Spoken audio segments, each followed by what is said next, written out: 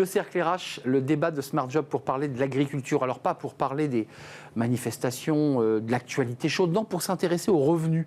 Parce qu'il y a eu un vrai débat pendant ces manifestations sur les revenus réels des agriculteurs. Le monde agricole est très varié, il y a les céréaliers, et puis il y a les éleveurs, les arboriculteurs, les viticulteurs, et ceux qui font, vous le voyez en Beauce par exemple, les grandes plaines de soja, de colza et de blé, et ils n'ont pas les mêmes revenus. On va en parler avec nos invités. Justement, Sylvain Bersinger, ravi de vous accueillir. Vous êtes chef économie chez Asterès, et vous avez apporté cette étude passionnante sur la réalité des revenus du monde agricole. Puis je voudrais signaler votre livre, l'un de vos livres, Les entrepreneurs de légende français, chez Henrik B. C'est un livre formidable. Et à vos côtés, quelqu'un qui est engagé et qui est déjà venu sur notre plateau bien avant la crise agricole. Simon Bestel, bonjour. Bonjour. Vous êtes cofondateur de Ferme en Vie. Votre boulot, c'est quoi? C'est de trouver des fermes et de permettre à des urbains ou pas d'ailleurs que leur ferme soit reprise et pas par des Parisiens pour y mettre une piscine. C'est ça l'idée? Exactement, oui. Des jeunes qui ont un projet agricole, qui veulent une autre agriculture, donc tendre vers l'agroécologie. Et dans ce cas-là, on finance l'acquisition de la ferme, on les installe. Parce que souvent, c'est une difficulté de financer une ferme, ça coûte très cher. Donc voilà, on leur permet de s'installer avec un petit avantage économique. Ça, c'est le monde merveilleux de Simon Bestel sur le débat de Smart Job, sauf qu'au même moment, il y a 3 jours, on nous annonce l'arrêt ou la remise en question d'Ecophyto. Bon, c'est-à-dire, on va laisser les pesticides s'épandre. C'est exactement à l'encontre de ce que vous portez. Comment ça se vit, là, concrètement, là, dans votre quotidien ? C'est un peu compliqué, effectivement. Sur le fond, c'est un peu une catastrophe parce qu'il faut aller vers ça, quoi qu'il arrive.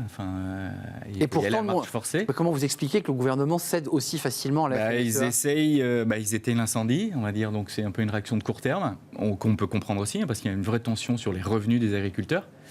Donc on voit pourquoi ils le font. Maintenant, si ça s'arrête là, ce sera une catastrophe. Donc il va falloir enclencher maintenant des négociations avec l'Europe pour avoir des vraies actions au niveau européen, pour faire que le revenu agricole soit protégé en Europe.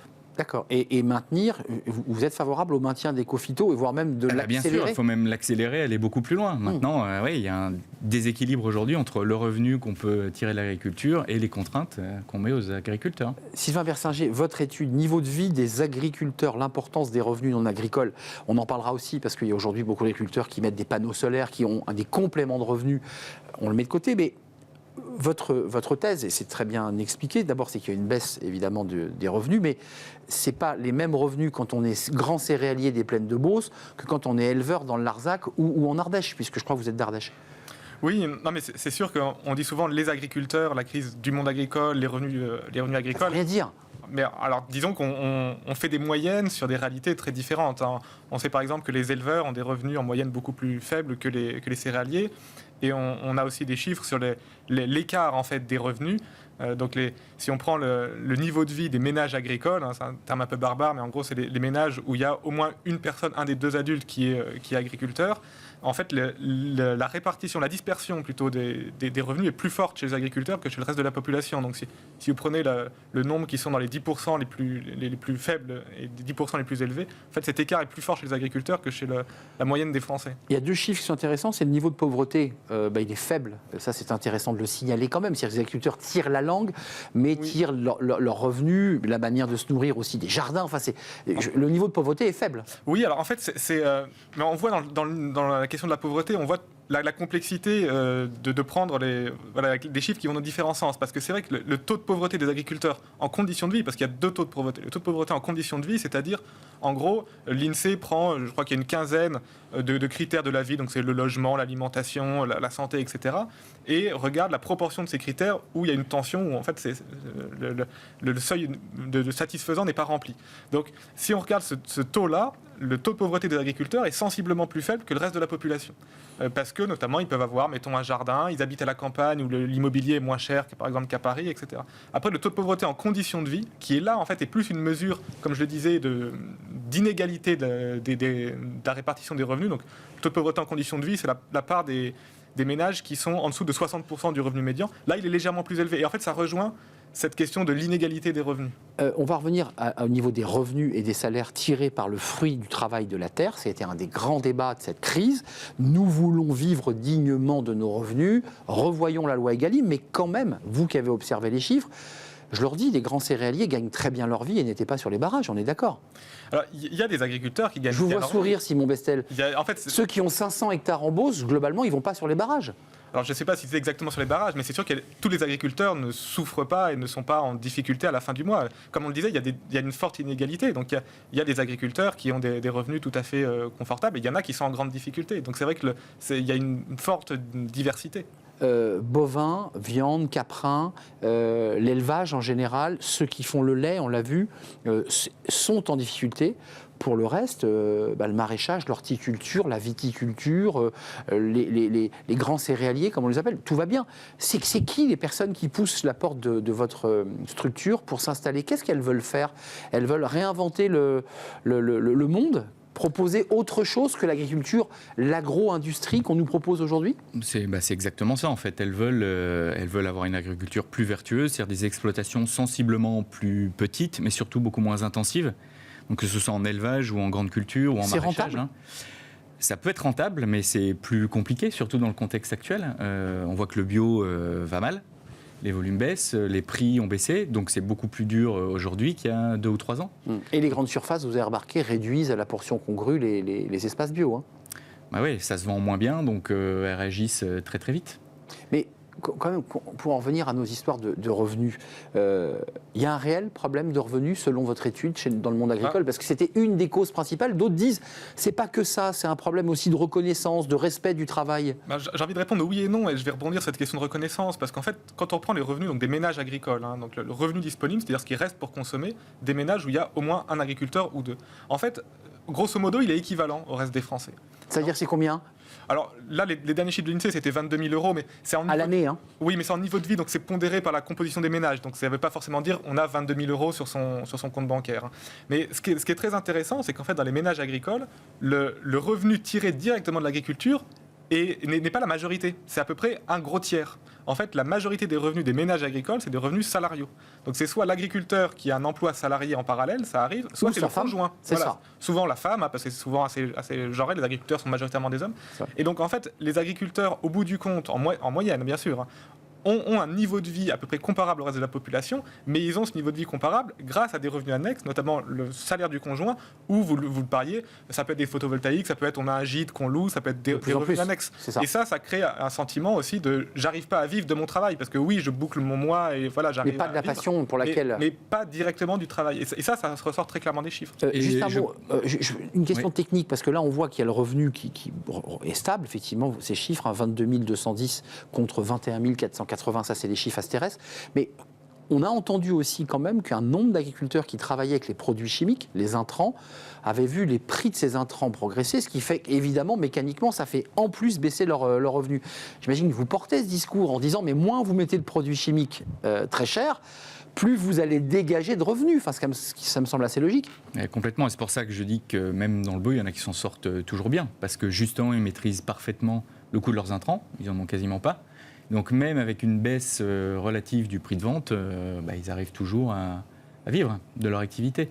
Donc effectivement, je pense que dans l'avenir, ça va devenir aussi un choix d'aller vers plus d'agroécologie et moins d'intrants, parce que les intrants sont condamnés à grimper, à former. Mais encore une fois, je ne veux pas insister lourdement, mais vous voyez bien que c'est tout à fait orthogonal avec ce qu'on entend dans les médias mainstream qui nous disent on arrête les éco-phytos, on remet du gazole à un prix non détaxé. Enfin, ça va à l'encontre, on est d'accord. Pour vous, c'est purement conjoncturel. On a éteint l'incendie. Ça ne règle pas le problème. Ça ne règle pas le problème. Et si on ne fait pas quelque chose au niveau européen, encore une fois, pour, par exemple, revoir l'accord Mercosur qui va ouvrir grandement les frontières aux importations. Amérique du Sud. Voilà, sur l'Amérique du Sud, le problème va perdurer et je ne vois pas comment on peut sortir, du coup, des pesticides s'il faut vendre toujours à un coût plus bas les productions agricoles. Vous ouvrez quand même, parce qu'on parle de l'Europe, il y a la guerre en Ukraine, et vous ouvrez une partie de cette note sur les importations agricoles d'Ukraine, une menace difficile à estimer, donc là, vous ne prenez pas de risque. elle menace vraiment nos poulets français, parce qu'on voit bien quand même, il faut rappeler à ceux qui nous regardent que l'Ukraine est amputée d'une partie de son espace agricole parce qu'il y a la guerre. Non, c'est vrai que la question des importations ukrainiennes, alors je le dis un peu dans la note, elle est pas facile à traiter, à avoir une idée précise. Parce qu'en fait, alors il y a des chiffres Eurostat, mais selon qu'on prenne des chiffres en valeur ou en volume, c'est pas forcément la même chose. Et il y a des variations très importantes. Il y a une question aussi très importante, c'est qu'on a vu une hausse des importations agricoles ukrainiennes en Europe. Ça, voilà. Quels que soient les chiffres qu'on prend, on le voit. Mais la question très importante, c'est est-ce que ces importations ukrainiennes se font ou pas au détriment. Voilà, si on importe d'Ukraine un produit qui avant venait du Brésil ou de je ne sais où, pour l'agriculteur français, ça ne change pas forcément grand-chose. Et ça, c'est très dur à voir dans les chiffres parce qu'il faut croiser des chiffres qui ont des très fortes variations mensuelles. Et les commerces agricoles peuvent aussi varier selon les bonnes ou mauvaises récoltes. C'est vrai. Vous pouvez avoir plus d'importations ou d'exportations selon... Et le cours va monter. Et en plus, mécaniquement, le cours montera. Et il y a des impacts sur le cours. Avant de nous quitter, parce que là, je m'adresse à l'économiste et à celui qui a les pieds dans la glaise, ce qui ne veut pas dire que Sylvain Bersinger n'a pas aussi les pieds dans la glaise de temps à autre, mais la grande distribution, l'espèce de rapport très monopolistique à une relation d'un produit, je pense au lait, je pense à certains produits agricoles, où les centrales d'achat vont faire baisser les prix en dessous du prix de fabrication. C'est tenable, ou est-ce que vous dites à vos agriculteurs, invente un autre modèle économique, vend sur place à la ferme, trouve des filières différentes? Qu'est-ce que vous leur proposez? Nous, à notre échelle, comme on est relativement petit, donc on concerne un nombre limité d'agriculteurs, évidemment, c'est plutôt le discours qu'on tient, maîtriser vos filières de distribution et de vente. Clairement. Maintenant, pour résoudre la problématique de l'agriculture à une échelle nationale ou européenne, forcément, il va falloir qu'il y ait une transformation aussi de la distribution. On ne fera pas sans eux pour avoir un impact massif sur l'agriculture à l'échelle européenne. Parce que j'attends la note Asterès sur, effectivement, à l'aune de la crise agricole, le discours de la grande distribution, qui est venu largement sur les plateaux de télé, expliquer qu'elle n'avait qu'un seul objectif, c'était de vendre le moins cher possible pour les consommateurs. Mais le monde agricole disait tout à fait l'inverse sur les barrages. C'est vrai qu'il y a une contradiction, ou en tout cas deux données un peu contraires, qui sont d'un côté, on veut des revenus plus élevés pour les agriculteurs, et d'un autre côté, on a une inflation alimentaire très forte, là elle se calme un peu, mais elle est toujours très forte, avec des ménages qui disent « j'arrive plus à remplir mon caddie ». Et c'est vrai qu'il y a, pour le gouvernement qui est au milieu de ça, je reconnais que c'est pas facile de concilier la chèvre et le chou.